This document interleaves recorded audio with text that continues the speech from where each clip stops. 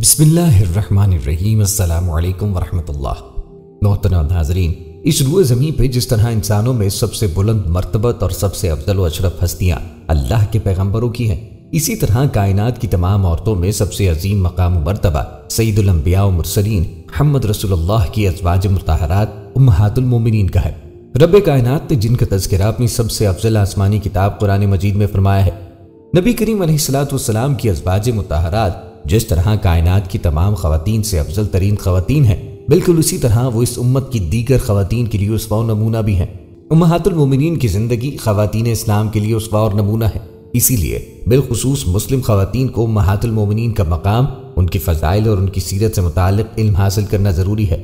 مگر اس کے باوجود دور حاضر کی اکثر مسلم خواتین امہات المومنین کی زندگی کے بارے میں کچھ بھی نہیں جانتی ہیں۔ اس کے برخلاف سیریلز اور فلموں کے اداکاروں اور اداکاراؤں کی زندگی کے بارے میں بہت تفصیلی علم رکھتی ہیں۔ اسی لیے ہم نے اپنی اس ویڈیو میں امہات المومنین کے چند اہم فضائل و مناقب کو جمع کیا تاکہ مسلم خواتین کے دلوں میں امہات المومنین کا مقام و مرتبہ اور ان کی عظمت پیدا کی جا سکے۔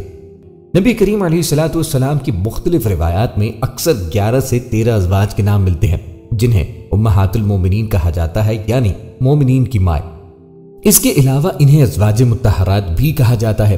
آپ صلی اللہ علیہ وآلہ وسلم کی ازواج میں حضرت عائشہ کے علاوہ تمام بیوہ و مطلقہ طلاق شدہ تھی اور زیادہ شادیوں کا عرب میں عام رواج تھا۔ مورخین کے مطابق اکثر شادیاں مختلف قبائل سے اتحاد کے لیے یا ان خواتین کو عزت دینے کے لیے کی گئیں۔ ان میں سے کچھ سن رسیدہ تھی، اس لیے حضور اکرم صلی اللہ علیہ وآلہ وسلم پر کثرت ازواج کا الزام لگانے والوں کی دلیلیں ناکارہ ہو جاتی ہیں۔ ان میں سے صرف حضرت خدیجہ بنت خویلد اور حضرت ماریہ قبطیہ سے اولاد ہوئی۔ حضرت خدیجہ رضی اللہ تعالیٰ عنہا اور حضرت زینب بنت خزیمہ رضی اللہ تعالیٰ عنہا کا آپ کے سامنے ہی انتقال ہو گیا تھا، مگر 9 ازواج مطہرات حضور نبی کریم علیہ السلام کے وصال کے وقت موجود تھیں۔ ناظرین، امہات المومنین کی پہلی امتیازی فضیلت یہ ہے کہ اللہ رب العالمین نے دنیا کی تمام عورتوں سے ان کا انتخاب بحیثیت بیوی کے اپنے سب سے محبوب، معظم، محترم اور اپنے جملہ برگزیدہ پیغمبروں کے امام کے لیے فرمایا، اور ان کی اس نسبت ذی شان کا تذکرہ اپنی سب سے ذی شان آسمانی کتاب قرآن مجید میں ان الفاظ میں فرمایا ہے: اے نبی، ہم نے آپ کے لیے آپ کی وہ بیویاں حلال کر دی ہیں جنہیں آپ نے ان کا مہر دے دیا ہے۔ ایک دوسرے مقام پر ارشاد ربانی ہے: اے نبی، اپنی بیویوں سے کہہ دو۔ ایک تیسرے مقام پر تو اللہ تعالیٰ نے باقاعدہ ان خوش نصیب خواتین کو واضح الفاظ میں پیغمبر کی بیویاں کہہ کر مخاطب فرمایا ہے: اے پیغمبر کی بیویوں۔ ناظرین، امہات المومنین کی دوسری امتیازی فضیلت یہ ہے کہ اللہ رب العالمین نے انہیں ان کے مقام و مرتبے کے حساب سے کائنات کی سب سے زیادہ مسئولیت و ذمہ داری والی خواتین قرار دیا ہے، اور انہوں نے اپنے اس مثالی مقام و مرتبے کو اچھی طرح سمجھا بھی۔ حضرت عائشہ رضی اللہ عنہا سے روایت ہے، انہوں نے بیان کیا کہ جب آقا کریم علیہ السلام کو حکم ہوا کہ اپنی ازواج کو اختیار دیں تو آپ میرے پاس تشریف لائے اور فرمایا کہ میں تم سے ایک معاملے کے متعلق کہنے آیا ہوں، ضروری نہیں کہ تم جلدی کرو، اپنے والدین سے بھی مشورہ لے سکتی ہو۔ انہوں نے بیان کیا کہ حضرت صلی اللہ علیہ وآلہ وسلم کو تو معلوم ہی تھا کہ میرے والدین آپ سے جدائی کا کبھی مشورہ نہیں دے سکتے۔ حضرت عائشہ رضی اللہ عنہا نے بیان کیا کہ پھر نبی کریم علیہ السلام نے وہ آیت جس میں یہ حکم تھا پڑھی کہ اللہ پاک کا ارشاد ہے: اے نبی، اپنی بیویوں سے فرما دیجئے کہ اگر ہم دنیاوی زندگی اور اس کی زینت کو چاہتی ہو تو آؤ میں تمہیں کچھ دے دلا دوں اور تمہیں اچھائی کے ساتھ رخصت کر دوں، اور اگر تمہاری مراد اللہ اور اس کا رسول اور آخرت کا گھر ہے تو یقین مانو کہ تم ہی سے نیک کام کرنے والیوں کے لیے اللہ تعالیٰ نے بہت زبردست اجر تیار کر رکھا ہے۔ حضرت عائشہ رضی اللہ عنہا نے بیان کیا کہ میں نے عرض کیا، لیکن اپنے والدین سے مشورے کی کس بات کے لیے ضرورت ہے؟ ظاہر ہے کہ میں اللہ اور اس کے رسول صلی اللہ علیہ وآلہ وسلم اور عالم آخرت کو چاہتی ہوں۔ بیان کیا کہ پھر دوسری ازواج مطہرات نے بھی وہی کہا جو میں کہہ چکی تھی۔ امہات المومنین رضی اللہ عنہن کی تیسری امتیازی فضیلت یہ ہے کہ رب کائنات نے جس طرح انہیں کائنات کی تمام عورتوں میں سے اپنے سب سے مکرم و محترم اور سب سے افضل و اشرف رسول کی زوجیت کے لیے چنا، اسی طرح رب کائنات نے دنیا کی دیگر عورتوں کی بنسبت ان پر عظیم سے عظیم ترین ذمہ داریاں بھی ڈالی ہیں۔ بس جس طرح ان نیکیوں کا اجر دنیا کی دیگر عورتوں کے مقابلے میں کئی گنا زیادہ ہے، بالکل اسی طرح گناہ و غلطی سرزد ہونے کی صورت میں ان کے گناہوں کی سزا بھی دنیا کی دیگر عورتوں کے مقابلے میں کئی گنا زیادہ ہے۔ اللہ کا فرمان ہے: اے پیغمبر کی بیویوں، تم میں سے جو بھی کھلی بے حیائی کا ارتکاب کرے گی اسے دوہرا عذاب دیا جائے گا، اور اللہ تعالیٰ کے نزدیک یہ بہت ہی سہل سی بات ہے۔ اور تمہیں سے جو کوئی اللہ کی اور اس کے رسول کی فرمانبرداری کرے گی اور نیک کام کرے گی ہم اسے اجر بھی دوہرا دیں گے۔ مفسرین کرام نے رزق کریم سے جنت مراد لیا ہے، یعنی رسول اللہ صلی اللہ علیہ وآلہ وسلم کی بیویاں جس طرح دنیا میں آپ کی بیویاں ہیں بالکل اسی طرح جنت میں بھی آپ کی بیویاں ہوں گی۔ امہات المومنین کی چوتھی امتیازی فضیلت یہ ہے کہ جب امہات المومنین ازواج مطہرات نے دنیا کے جاہ و جشم کو ترک کر کے رسول اللہ صلی اللہ علیہ وآلہ وسلم کو اختیار کر لیا تو اللہ تعالیٰ نے نبی کریم علیہ الصلوۃ والسلام کو ازواج مطہرات کے سوا کسی اور عورت سے نکاح کرنے یا ازواج مطہرات میں سے کسی کو طلاق دے اس کی جگہ کسی دوسری حسین زمین عورت سے نکاح کرنے سے بھی منع فرما دیا۔ اللہ کا فرمان ہے اس کے بعد اور عورتیں آپ کے لیے حلال نہیں، اور نہ یہ درست ہے کہ ان کے بدلے اور عورتوں سے نکاح کریں، اگرچہ ان کی صورت اچھی بھی لگتی ہو مگر جو تیری مملوکہ ہوں، اور اللہ تعالیٰ ہر چیز کا پورا نگہبان ہے۔ حضرت عائشہ رضی اللہ عنہا کے قول کے مطابق آیہ تخییر الہ کے واقعے کے بعد نازل ہوئی تھی۔ امہات المومنین کی پانچویں امتیازی فضیلت یہ ہے کہ اللہ رب العالمین نے ان کے رسول اللہ صلی اللہ علیہ وآلہ وسلم کی زوجیت میں آنے کے بعد انہیں دنیا کے تمام مردوں کے لیے حرام قرار دے دیا، اس طور پر کہ کوئی دوسرا شخص رسول اللہ صلی اللہ علیہ وآلہ وسلم کی وفات کے بعد بھی ان سے نکاح نہیں کر سکتا۔ سورہ احزاب میں فرمان الہی ہے، نہ تمہیں یہ جائز ہے کہ تم رسول اللہ کو تکلیف دو، اور نہ تمہیں یہ حلال ہے کہ آپ کے بعد کسی وقت بھی آپ کی بیویوں سے نکاح کرو۔ یاد رکھو اللہ کے نزدیک یہ بہت بڑا گناہ ہے۔ محمد بن جریر طبری رحمہ اللہ علیہ مذکورہ آیت مبارکہ کے شان نزول سے متعلق رقم تراز ہیں کہ بسا اوقات کوئی شخص یہ کہتا کہ اگر آپ صلی اللہ علیہ وآلہ وسلم کی وفات ہو گئی تو میں آپ کی فلاں بیوی سے نکاح کر لوں گا، تو اس بات سے رسول اللہ صلی اللہ علیہ وآلہ وسلم کو بہت تکلیف ہوتی۔ اس موقع پہ اللہ رب العالمین نے یہ آیت نازل فرمائی۔ امہات المومنین کی چھٹی امتیازی فضیلت یہ کہ اللہ رب العالمین نے انہیں دنیا کی تمام خواتین سے افضل و اشرف قرار دیا، اور واضح الفاظ میں انہیں یہ خطاب بھی عطا فرما دیا کہ اے پیغمبر کی بیویوں، مقام و مرتبے کے اعتبار سے تم دنیا کی عام عورتوں کی طرح نہیں ہو، بلکہ تمہارا مقام و مرتبہ دنیا کی تمام عورتوں سے بلند تر ہے۔ اللہ کا فرمان عالی شان ہے، اے نبی کی بیویوں تم عام عورتوں کی طرح نہیں ہو، اگر تم پرہیزگاری اختیار کرو تو نرم لہجے سے بات نہ کرو کہ جس کے دل میں روگ ہو وہ کوئی برا خیال کرے، اور ہاں قاعدے کے مطابق کلام کرو۔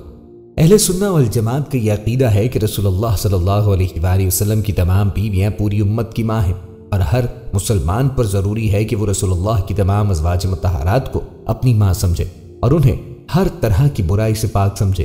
ان میں سب سے افضل ترین حضرت خدیجہ و عائشہ رضی اللہ عنہا ہیں، جن کی برات کا اعلان اللہ رب العالمین نے قرآن مجید میں فرمایا ہے۔ اگر کوئی شخص ان کو ان چیزوں سے بری نہیں سمجھتا جن سے اللہ نے انہیں بری قرار دیا تو اس نے اللہ رب العالمین کا انکار کیا ہے۔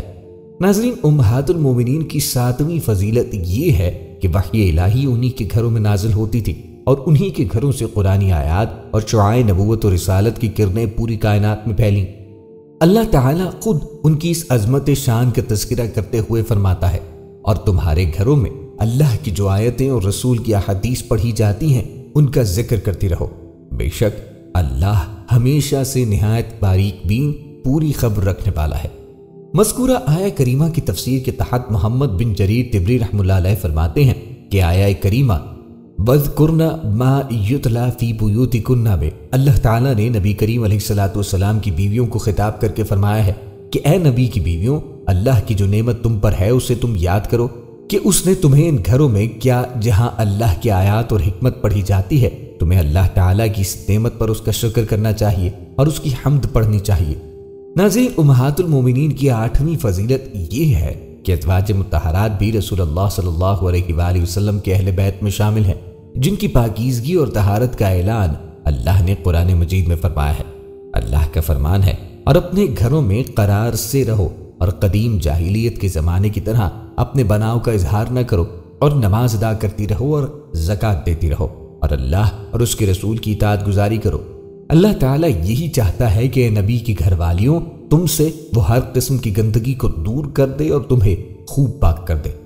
ناظرین، امہات المومنین کی نویں امتیازی فضیلت یہ ہے کہ رسول کریم صلی اللہ علیہ وآلہ وسلم سے ان کی نسبت آباء و اجداد اور خاندان و وطن تمام نسبتوں سے عظیم، افضل و اشرف اور مضبوط نسبت ہے۔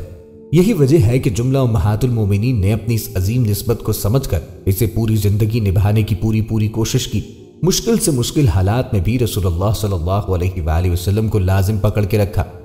چند امہات المومنین کی مثالیں حسب ذیل ہیں۔ ام المومنین خدیجہ رضی اللہ عنہا کی محبت کی مثال کی اگر ہم بات کریں تو پوری زندگی میں رسول اللہ صلی اللہ علیہ وآلہ وسلم کی خدمت کرتی رہیں، مشکل اوقات میں آقا کریم کو تسلی اور دلاسا دیتی رہیں۔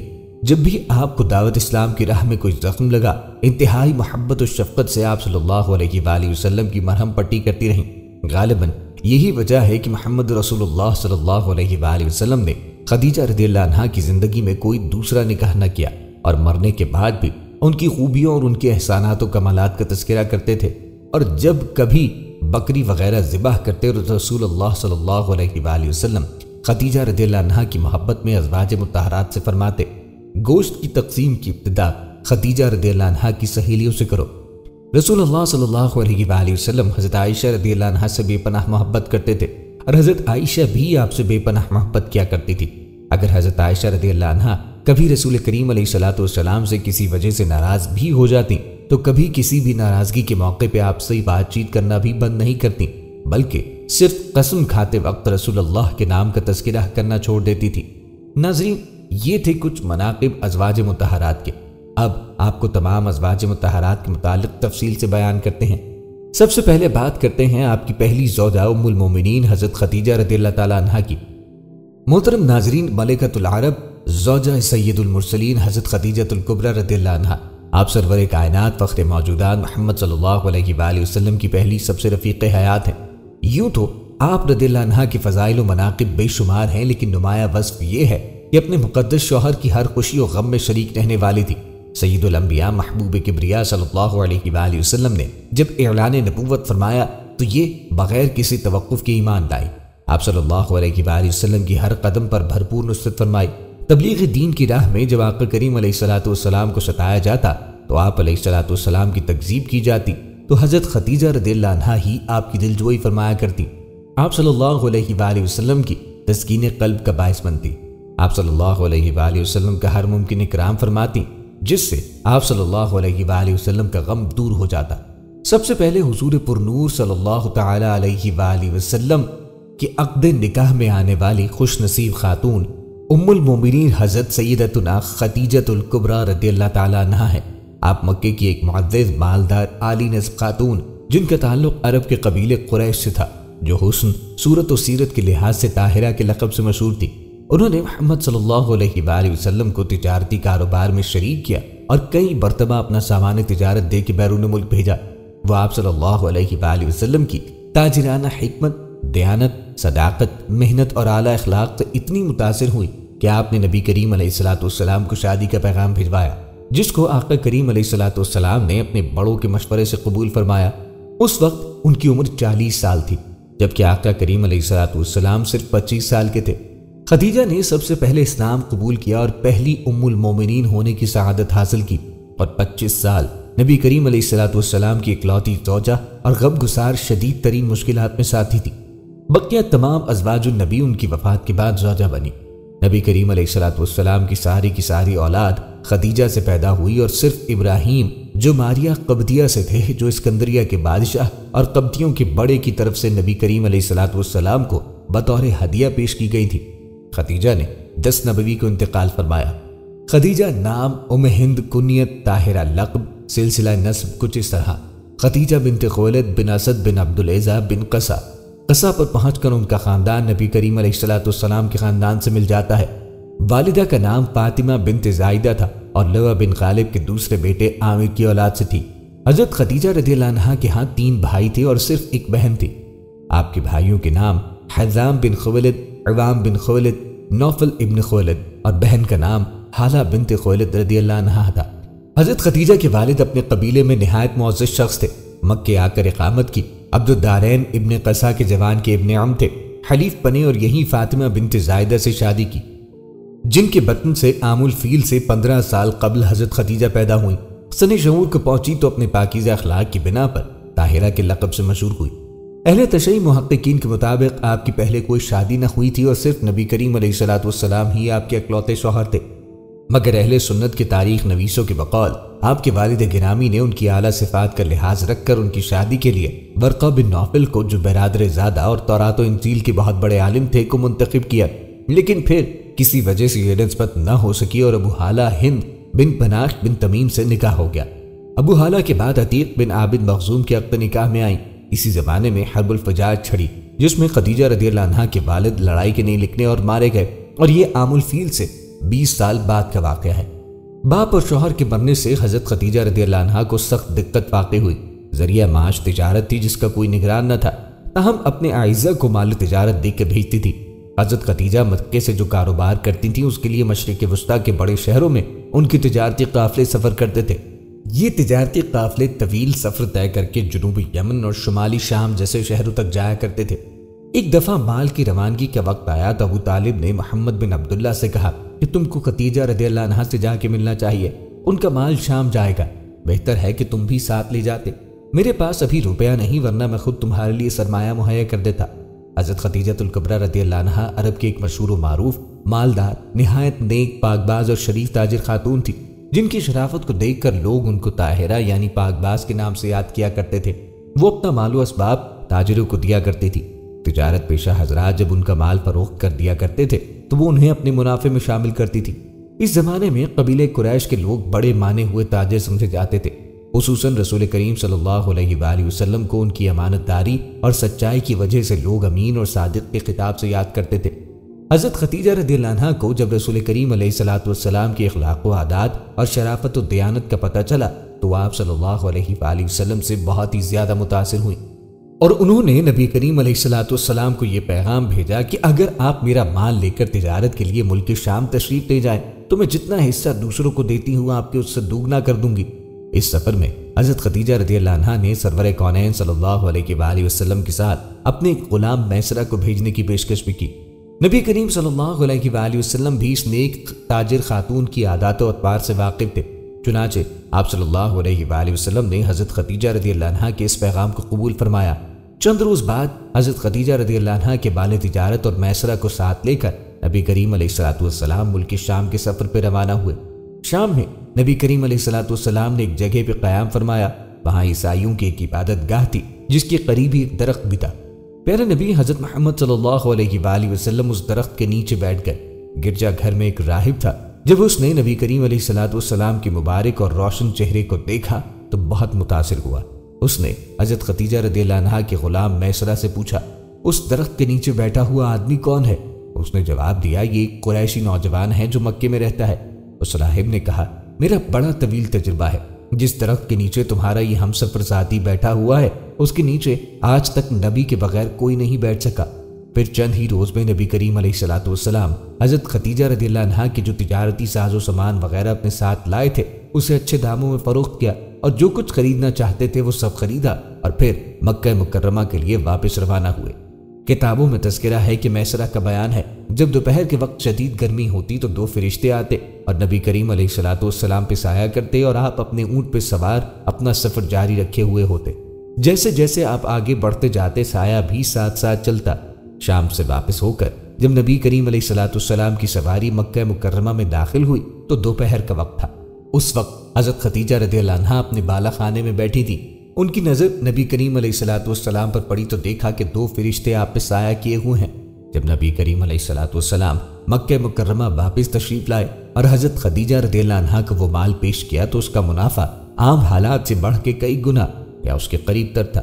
اسی طرح میسرہ نے حضرت خدیجہ رضی اللہ عنہا کو شام کے راہب اور 2 فرشتوں کا سایہ کرنے والے واقعات سنائے تو حضرت خدیجہ نے آپ کی امانت و شرافت عام حالات سے بڑھ کر منافع اور دیانت داری دیکھ کر بہت زیادہ متاثر ہوئی۔ رسول کریم صلی اللہ علیہ وآلہ وسلم کے سفر شام سے واپسی پر حضرت خدیجہ رضی اللہ عنہا کے غلام میسرہ نے رسول اللہ صلی اللہ علیہ وآلہ وسلم کے اوصاف حمیدہ جب ان کو بتلائے تو انہوں نے شادی کا پیغام بھیجا۔ نفیسہ بنت مینا یا علی بن امیہ کی ہمشیرہ اس خدمت پہ مقرر ہوئی۔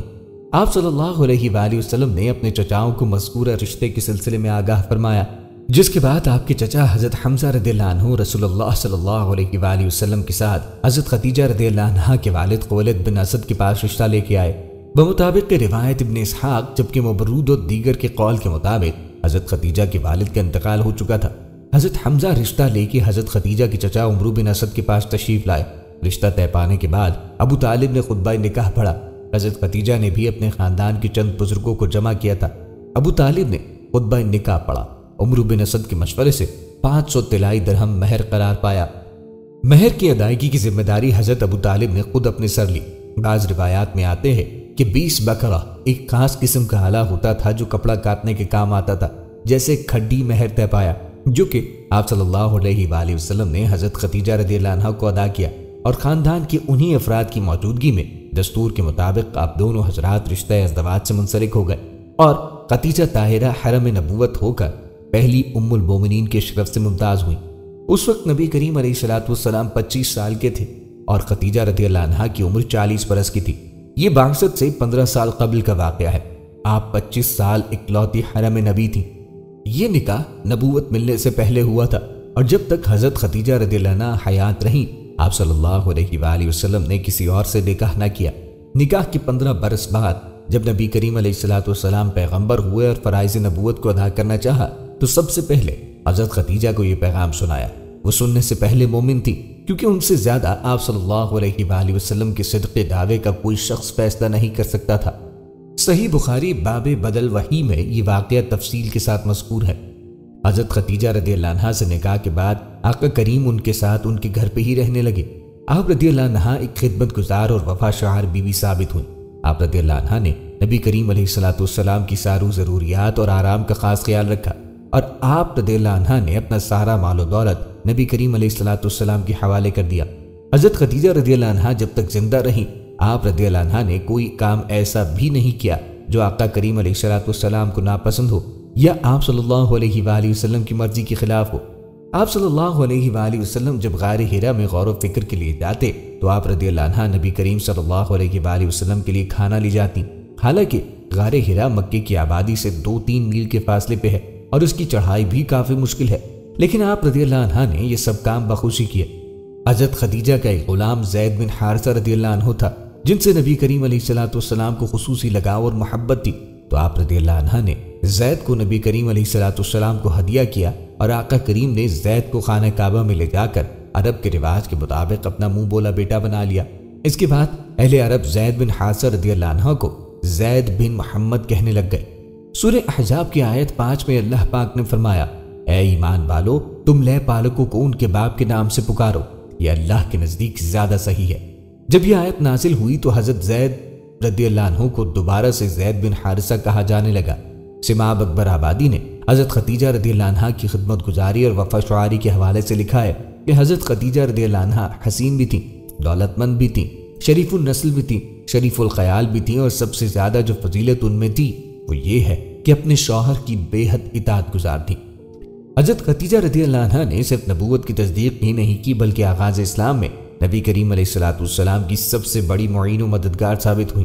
نبی کریم علیہ الصلوۃ والسلام کو جو چند سال تک کفار مکہ اذیت دیتے ہوئے ہچکچاتے تھے، اس میں بڑی حد تک خدیجہ کا اثر کام کر رہا تھا۔ ہم نے تذکرہ کیا کہ آغاز نبوت میں جب محمد صلی اللہ علیہ وآلہ وسلم کی زبان سے یہ الفاظ نکلے کہ مجھ کو ڈر ہے، تو انہوں نے کہا آپ متردد نہ ہو، خدا آپ کا ساتھ نہ چھوڑے گا۔ دعوت اسلام کے سلسلے میں جب مشرکین نے آپ کو طرح طرح کی اذیتیں پہنچائیں تو حضرت خدیجہ نے آپ کو تسلی اور تشفی دی۔ تفصیل استیعاب میں بھی منقول ہے، محمد صلی اللہ علیہ وآلہ وسلم کو مشرکین کی تردید یا تکذیب سے جو کچھ صدمہ پہنچتا حضرت خدیجہ کے پاس آ کر ختم ہو جاتا تھا، کیونکہ وہ آپ کی باتوں کی تصدیق کرتی تھی اور مشرکین کے معاملے کو آپ کے سامنے ہلکا کر کے پیش کرتی تھی۔ حضرت خدیجہ رضی اللہ عنہ نے نبی کریم علیہ الصلوۃ والسلام کا ہر مشکل سے مشکل وقت میں ساتھ دیا۔ جب عرب نے دیکھا کہ حضرت محمد صلی اللہ علیہ وآلہ وسلم کا لایا ہوا دین اسلام عرب میں پھیلتا جا رہا ہے تو انہیں اس پہ کافی تفشیش ہوئی، اور انہوں نے مل کر فیصلہ کیا کہ قبیلہ بنو ہاشم کا ہر طرح سے بائیکاٹ کیا جائے اور انہیں مجبور کیا جائے کہ وہ محمد کا ساتھ چھوڑ دیں۔ لیکن بنو ہاشم نے نبی کریم علیہ الصلوۃ والسلام کا ساتھ چھوڑنے سے انکار کیا، اور ابو طالب کے کہنے پر بنو ہاشم اور بنو طالب کے سب لوگ سوائے ابو لہب کے شیب ابی طالب میں چلے گئے تاکہ وہاں نبی کریم علیہ الصلوۃ والسلام کی حفاظت کر سکے۔ یہ دن نبی کریم صلی اللہ علیہ وآلہ وسلم اور ان کا ساتھ دینے والوں کے لیے بہت سخت تھے۔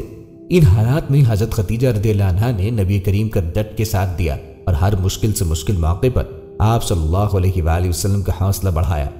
عرب میں سیدہ کے لقب سے مشہور اسلام کی خاتون اول کو ان دنوں میں پتے اور درختوں کی چھال کھانا پڑی، تو آپ رضی اللہ عنہا نے ان حالات کو بھی انتہائی صبر سے برداشت کیا۔ اس موقع پر اگر آپ چاہتی تو اس محاصرے سے الگ ہو سکتی تھی، اسی لیے کہ آپ رضی اللہ عنہا کا تعلق تو بنی اسد سے تھا اور عرب کے تمام لوگ آپ رضی اللہ عنہا کی بہت عزت کرتے تھے، لیکن حضرت خدیجہ رضی اللہ عنہا نے نبی کریم علیہ السلام کے ساتھ رہنا پسند کیا۔ شیب ابی طالب میں مسلمانوں کا محاصرہ تقریباً 3 سال رہا۔ اس دوران حضرت خدیجہ رضی اللہ عنہا کے چند قریبی رشتہ دار، بالخصوص حکیم بن حزام رضی اللہ عنہ، جو ابھی اسلام کی دولت سے مالا مال نہ ہوئے تھے، موقع دیکھ کر کھانے پینے کا سامان دی جاتے تھے۔ ایک دن حکیم بن حزام نے، جو خدیجہ کے بھتیجے تھے، تھوڑے سے گیہوں اپنے غلام کے ہاتھ حجر خدیجہ کے پاس بھیجے۔ راہ میں ابو جہل نے دیکھ لیا۔ اتفاق سے ابو البختری کہیں سے آ گیا۔ وہ اگرچہ کافر تھا لیکن اس کو رحم آیا۔ ابو جہل سے کہا، ایک شخص اپنی پھوپھی کو کھانے کے لیے جو کچھ بھیجتا ہے تو کیوں روکتا ہے؟ ام المومنین طاہرہ کی عظمت و فضیلت کا اندازہ اس بات سے ہو سکتا ہے کہ نبی کریم علیہ السلام نے جب فرض نبوت ادا کرنا چاہا تو قضائے عالم سے ایک آواز بھی آپ کی تائید میں نہ اٹھی۔ کوہ ہیرا، وادی عرفات، جبل فاران، عرض تمام جزیرۃ العرب آپ کی آواز پر پیکر تصویر بنا تھا، لیکن اس عالمگیر خاموشی میں صرف ایک آواز تھی جو فضائے مکہ میں تموج پیدا کر رہی تھی۔ یہ آواز حضرت خدیجہ طاہرہ کے قلب سے بلند ہوئی تھی، جو اس ظلمت کدہ کفر و ضلالت میں نور الہی کا دوسری تجلی گاہ تھی۔ حضرت خدیجہ کے مناقب میں بہت سی احادیث مروی ہیں۔ صحیح بخاری و مسلم میں ہے، حضرت خدیجہ رضی اللہ عنہا کا شمار ان 4 خواتین میں بھی ہوتا ہے جنہیں آقا کریم علیہ السلام نے جنتی عورتوں میں سب سے افضل قرار دیا، جیسے کہ حضرت سیدنا عبداللہ بن عباس رضی اللہ عنہ سے روایت ہے، فرماتے ہیں کہ ایک بار آقا کریم علیہ السلام رسول کائنات شہنشاہ محجوجات نے زمین پر 4 خطوط کھینچے اور فرمایا، تم جانتے ہو کیا ہے؟ صحابہ کرام رضوان اللہ علیہم اجمعین نے عرض کی، اللہ اور اس کا رسول بہتر جانتے ہیں۔ فرمایا، جنتی عورتوں میں سب سے زیادہ فضیلت والی یہ عورتیں ہیں: خدیجہ بنت خویلد، فاطمہ بنت محمد، آسیہ بنت مزاحم، فرعون کی بیوی مریم بنت عمران۔ ایک مرتبہ جبرائیل نبی کریم علیہ السلام کے پاس بیٹھے تھے۔ خدیجہ رضی اللہ عنہا آئیں تو فرمایا، ان کو جنت میں ایک ایسا گھر ملنے کی بشارت سنا دیجئے جو موتی کا ہوگا اور جس میں شور و غل اور محنت و مشقت نہ ہوگی۔ صحیح مسلم میں ہے کہ حضرت سیدنا ابو ہریرہ رضی اللہ عنہ سے روایت ہے کہ ایک دفعہ جبرائیل امین سرکار دو عالم کے پاس تشریف لائے اور عرض کی، یا رسول اللہ، یہ خدیجہ آپ کے پاس سالن یا کھانے کا ایک برتن لا رہی ہے، جب وہ لے کر آئیں تو ان کے رب اور میری طرف سے سلام کہہ دیں اور جنت میں انہیں موتی کے ایک محل کی بشارت دے دیں جس میں نہ شور ہوگا نہ تکلیف ہوگی۔ حضرت خدیجہ رضی اللہ عنہا آپ صلی اللہ علیہ وآلہ وسلم کی رفاقت میں 25 سال گزارے۔ اس ساری مدت میں آپ صلی اللہ علیہ وآلہ وسلم نے کبھی دوسری شادی نہ کی۔ سیدہ خدیجہ رضی اللہ عنہا نے بھی کوئی ایسا کام نہیں کیا جو آپ کو ناپسند ہو۔ نزے آپ رضی اللہ عنہا کے بطن سے نبی کریم علیہ السلام کے گھر میں 6 اولادیں پیدا ہوئیں، 2 صاحبزادے جو بچپن میں انتقال کر گئے اور 4 صاحبزادیاں کے نام حسب ذیل ہیں۔ قاسم بن محمد نبی کریم علیہ السلام کے سب سے بڑے بیٹے تھے، انہی کے نام پر آپ ابو القاسم کو نیت کرتے تھے۔ صغر سنی میں مکے میں انتقال کیا، اس وقت پیروں پہ چلنے لگ گئے تھے۔ زینب بنت محمد صلی اللہ علیہ وآلہ وسلم نبی کریم علیہ السلام کی سب سے بڑی صاحبزادی تھی۔ عبداللہ بن محمد نے بہت کم عمر پائی، چونکہ زمانے نبوت میں پیدا ہوئے تھے، اسی لیے طیب اور طاہر کے لقب سے مشہور ہوئے۔ رقیہ بنت محمد، ام کلثوم بنت محمد اور فاطمہ الزہرا۔ ام المومنین حضرت خدیجہ نکاح کے بعد ربع صدیہ آپ صلی اللہ علیہ وآلہ وسلم کی اکلوتی شریک حیات رہیں۔ شادی کے بعد 25 برس تک زندہ رہیں اور 11 رمضان سن 10 نبوی ہجرت سے 3 سال قبل انتقال کیا۔ اس وقت ان کی عمر 64 سال 6 ماہ کی تھی۔ چنانچہ نماز جنازہ اس وقت تک مشروع نہیں ہوئی تھی، اسی لیے ان کا جسد مبارک اسی طرح دفن کر دیا گیا۔ نبی کریم علیہ السلام خود ان کی قبر میں اترے اور اپنی سب سے بڑی غمگسار کو دائی اجل کے سپرد کیا۔ حضرت خدیجہ کی قبر حجون قبرستان میں ہے اور زیارت گاہ قلائق ہے۔ ام المومنین حضرت خدیجہ کی وفات سے تاریخ اسلام میں ایک جدید دور شروع ہوا تھا۔ حضرت ابو طالب کی وفات کے چند ہی روز تقریباً 35 دن بعد 10 رمضان المبارک کو حضرت سیدہ خدیجہ رضی اللہ عنہا وصال فرما گئی۔ آپ کے دونوں مددگار اور غمگسار اٹھ گئے۔ ناظرین، ام المومنین سودا بنت زمعہ ازواج مطہرات میں سے ایک ہیں۔ آپ ابتدائی نبوت میں مشرف با اسلام ہوئے۔ آپ حبشہ کی دونوں ہجرتوں میں شریک تھیں۔ حضرت خدیجہ رضی اللہ عنہا کی وفات کے بعد آقا کریم علیہ السلام کی زوجیت میں آئیں۔ آپ نے 23 ہجری میں وفات پائی۔ سویدہ نام تھا، قبیلہ عامر بن لوا سے تھی، جو قریش کا ایک نامور قبیلہ تھا۔ سلسلہ نسب یہ ہے، سویدہ بنت زمعہ بن قیس بن عبد شمس بن عبدود بن نصر بن مالک بن حسل بن عامر بن لوی۔ ماں کا نام شموس تھا۔ یہ مدینے کے خاندان بنو نجار سے تھی۔ ان کا پورا نام و نسب یہ ہے: شموس بنت قیس بن زید بن عمرو بن لبید بن فراس بن عامر بن غنم بن عدی بن نجار۔ آپ رضی اللہ عنہ کا سلسلے کا نسب نبی کریم علیہ السلام کے نسب مبارک سے لوئے میں جا کر مل جاتا ہے۔ آپ رضی اللہ عنہ کے نانا قیس بن زید آپ صلی اللہ علیہ وآلہ وسلم کے پردادا ہاشم کے برادر نسبی تھے۔ مورخین نے لکھا ہے کہ یثرب کے معروف قبیلے بنو نجار کے چشم و چراغ قیس بن زید کی ہمشیرہ سلمہ سے آپ صلی اللہ علیہ وآلہ وسلم کے پردادا ہاشم کی شادی ہوئی تھی۔ آپ رضی اللہ عنہ کی ولادت نبی کریم علیہ السلام کے اعلان نبوت سے 40 سال قبل ہوئی۔ آپ رضی اللہ عنہ کے اخلاق و مناقب کے ابواب میں محدثین کرام نے بکثرت روایات نقول کی ہیں جو اس بات کا واضح ثبوت ہے کہ آپ رضی اللہ عنہ بہت پاکیزہ مزاج کی حامل تھی۔ آپ رضی اللہ عنہ کا پہلا نکاح اپنے چچا زاد سکران بن عمرو بن عبد شمس سے ہوا۔ حضرت سکران رضی اللہ عنہ کا قدیم اسلام صحابہ کرام رضوان اللہ علیہم اجمعین میں شمار ہوتا ہے۔ حضرت سکران رضی اللہ عنہ سے سیدہ سویدہ رضی اللہ عنہ کا ایک بیٹا عبد الرحمن پیدا ہوا جو جنگ جلولہ میں شہید ہو گئے۔ سکران بن عمرو سے جو ان کے والد کا نام ابن عم چچا کے بیٹے تھے شادی ہوئی۔ ابتدائے نبوت میں مشرفہ اسلام ہوئی۔ ان کے ساتھ ان کے شوہر بھی اسلام لائے۔ اسی بنا پر ان کو قدیم الاسلام ہونے کے شرف حاصل ہے۔ نبی کریم علیہ السلام کی دعوت دین مکہ کے ہر گھر تک پہنچ رہی تھی اور اسی دوران سیدہ سویدہ رضی اللہ تعالی عنہ نے آپ صلی اللہ علیہ وآلہ وسلم کی دعوت پہ لبیک کہا اور حلقہ بگوش اسلام ہو گئی۔ مورخین نے لکھا ہے کہ آپ رضی اللہ عنہ اپنے خاندان میں سب سے پہلے اسلام قبول کرنے والی خاتون ہے۔ اسلام کے ابتدائی زمانے میں اسلام قبول کرنا اور پھر اس کا اظہار کرنا بہت مشکل تھا۔ جو کوئی بھی اسلام قبول کرتا تو اس کے گھر والے، اس کا خاندان اور سرداران مکہ مل کر اس مسلمان کو قبول اسلام کی پاداش میں اپنے ظلم کا نشانہ بناتے اور انسانیت سوز تکالیف سے گزارتے تاکہ کسی طریقے سے وہ اسلام کو چھوڑ دے۔ آپ رضی اللہ تعالی عنہ نے جب اسلام قبول کیا تو کفار مکہ کی طرف سے آپ کو تکالیف کا سامنا کرنا پڑا اور ایک عرصے تک آپ ان سب مظالم کو سہتی رہیں۔ قبول اسلام کے بعد آپ رضی اللہ عنہ ہاتھ پہ ہاتھ درے بیٹھی نہیں رہیں بلکہ اسلام کی مبلغہ بن گئی اور اپنے خاندان میں اسلام کی تبلیغ شروع کر دی۔ چنانچہ آپ کی پراثر تبلیغ سے متاثر ہو کر آپ کے شوہر نامدار مسلمان ہو گئے۔ مورخین نے لکھا کہ آپ رضی اللہ تعالی عنہ کی داعیانہ و مبلغانہ مساعی جمیلہ کی بدولت عبداللہ بن سہیل بن عمرو رضی اللہ عنہ، حاتب بن عمرو رضی اللہ عنہ، سلیط بن عمرو رضی اللہ عنہ، فاطمہ بنت علقمہ رضی اللہ عنہ، مالک بن زمعہ رضی اللہ عنہ، ابو صبرہ بن ابی رحم رضی اللہ عنہ مسلمان ہوئے۔